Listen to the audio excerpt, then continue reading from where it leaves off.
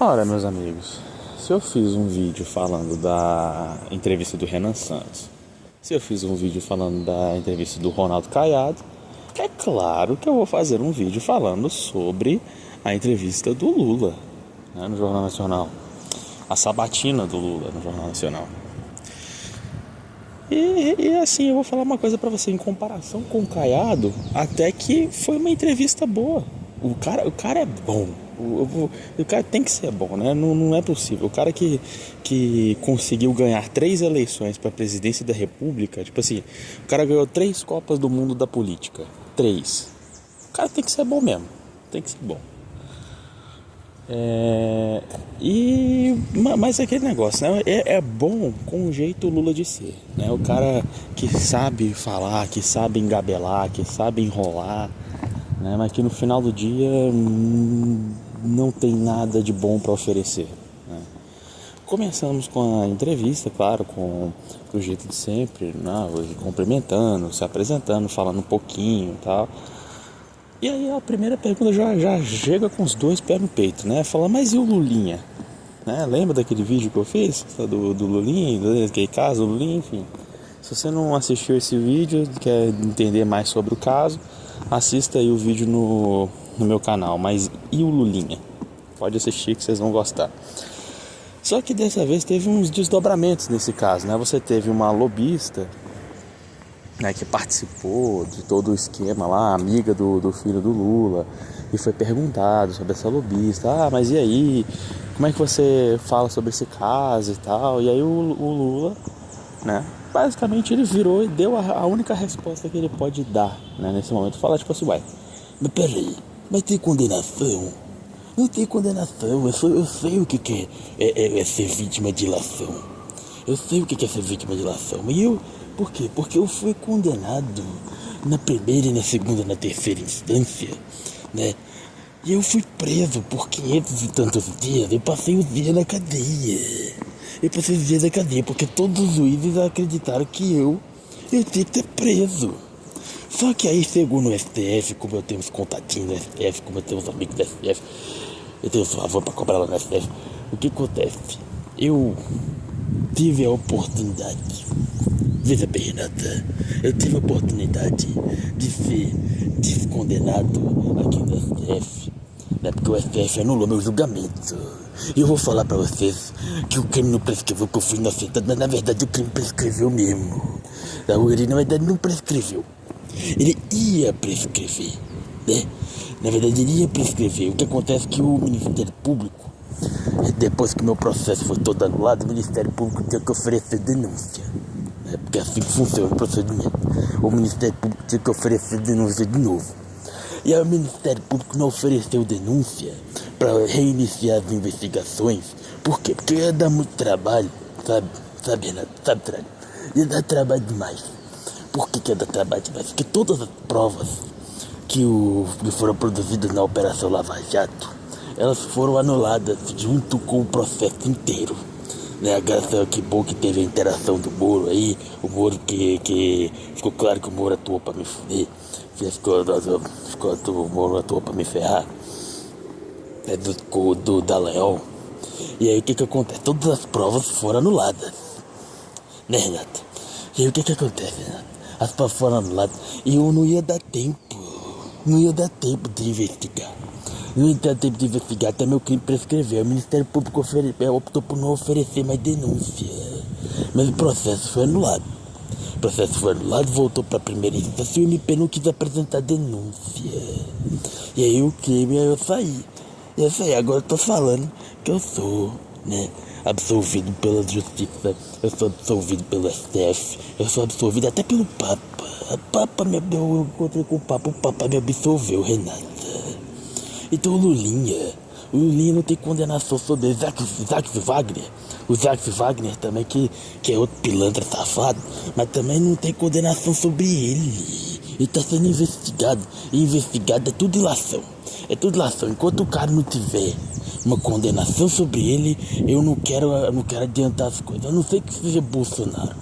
Se for o filho de Bolsonaro, que eu vou encontrar com ele no debate, né? Eu vou falar que ele é bandido, vou falar que ele fez rachadinha, vou falar que ele fez tudo, que o pai dele é bandido. Eu falava em 2022 que o Bolsonaro era um bandido, que o Bolsonaro era um ladrão, que o Bolsonaro era um corrupto, mas aí eu não tinha investigado, o cara estava sendo investigado, mas eu falava mesmo que era meu adversário político. Eu tinha que falar. Mas eu sou um homem muito preocupado. Eu sou um homem muito preocupado com as investigações. Eu sou eu sou preocupado demais. Preocupado demais com as investigações. Né? No Brasil tem que acontecer investigação. Meu filho que se for envolvido ele tem que ser preso. O Zack Wagner, se for envolvido tem que ser preso. Eu, se fosse comprovado alguma coisa minha, tem que ser preso. Mas assim, né? Assim, todos os maiores escândalos de corrupção que aconteceram no meu governo. Aconteceram no meu governo. Mas nunca ninguém chegou nada em mim. Não chegou nada em mim. Se não chegou nada em mim, você não pode falar nada de mim. Mas, candidato, então vamos seguir, candidato. Mas as próximas perguntas, não sei o que. Eu... Esse negócio de imitação acaba com a garganta, mas... A entrevista continuou, falou-se de economia, né, que o Lula falou, não, mas também você tem que entender, Renata. Quando a Renata perguntou, né, aquele negócio lá, mas candidato, a dívida do Brasil, você está entregando um Brasil que está com 10 trilhões de dívida pública, a dívida pública do Brasil está estourando, como é que vai fazer para poder resolver esse problema? Você se preocupa com a dívida pública do Brasil? Não, mas veja, Renata, eu achava que uma jornalista do seu nível, né, uma jornalista do seu nível, do seu calibre, iria me perguntar, Renata, iria começar uma pergunta falando, mas presidente Lula, você pegou um país completamente destruído pelo Bolsonaro destruiu o país. Não é como se a gente tivesse tido, né, os 18 anos de PT, desde 2002, quando o Plano Real colocou lá tudo nos destinou, ficou com o poder de compra do brasileiro. Lá, na época do Plano Real, era próximo do dólar, a gente conseguia comprar tudo que precisava comprar, a gente comprava. O Brasil tinha, né? O Brasil tinha toda a possibilidade de comprar, de encher os bolsos. A gente deixava de comer calango e comia. O brasileiro enchia o bolso, a gente conseguia comer, né? Hoje em dia, você vai lá no mercado e não consegue comprar um peito de frango que você deixa o seu salário inteiro lá, né, Renata? Mas eu achava que você ia, uma jornalista do seu calibre, você ia falar pra mim que a gente resolveu o problema do Brasil. Renata, eu falei pra você, lá no início do meu governo, que eu ia tirar o Brasil, que todo mundo aqui do Brasil, que o meu objetivo era fazer com que todo mundo pudesse tomar café, almoçar e jantar. Hoje em dia você vai resolver esse problema, Renata. As pessoas que estão passando fome ainda no Brasil, né, Renata? As pessoas que ainda estão lá, miseráveis, ainda estão catando comida no lixo, ainda estão, né, fazendo sopa de osso aqui no Brasil, né? Os preços das coisas, o preço do alimento que subiu demais, as pessoas que pedem dinheiro pro sinal para poder comer, né, Renata? Isso aí você ignora. Isso aí não importa. O importante é que a gente conseguiu fazer com que a gente tivesse um superávit aqui no Brasil de 0,1%, Renata. A nossa melhor de 0,1%. Mas aí o pessoal, todo você pode sair na rua, Renata. Você pode sair na rua, você vai ver o povo feliz. Você vai ver o povo satisfeito. Se alguém for aí te pedir uma esmola, Renata, para poder comprar uma coisa lá na rua, né? Ou para poder comprar um prato de comida para poder almoçar, isso aí você ignora, porque todo brasileiro hoje em dia, Renata, ele consegue comprar uma coisinha para ele comer, né? Não é como se o preço do alimento tivesse disparado e a gente tivesse, né?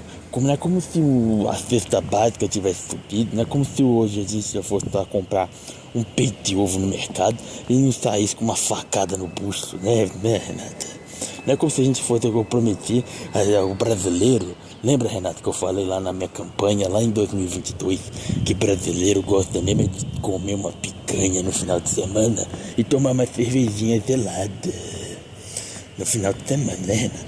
E aí o que acontece, Renato?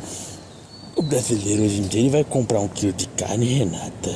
Ele quase tem um infarto, ele quase morre. Mas né, o importante é que a gente tá aí governando. O importante é que a gente tá aí nos 18 anos de governo do PT, né? Mas candidato, o PT, realmente candidato, o PT ficou esse tempo todo no governo e não está conseguindo resolver o problema no país. Se você quer ficar ter mais PT, não. Mas é porque o Renan, não, meu candidato, veja bem que lá na Bahia, por exemplo, lá na Bahia é governada pelo PT há no mínimo uns 20 anos. 20 anos. E aí, a Bahia tem um estado que tem as 5 cidades mais perigosas do Brasil.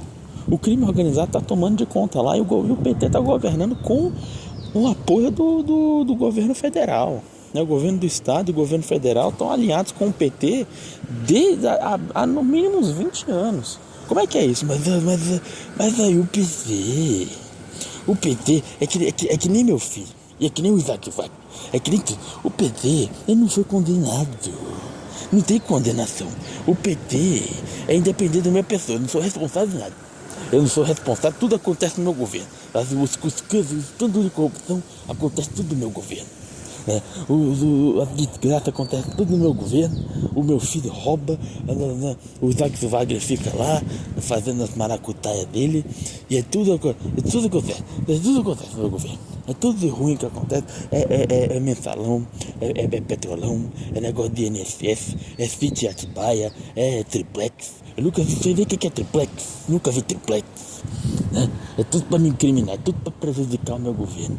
Mas aí, Renata, as coisas que acontecem não é culpa minha não. É culpa minha não. Eu culpo o cara de presidente da república. O meu marqueteiro lá, o Marcola, tava pegando ele fala que empresta, né?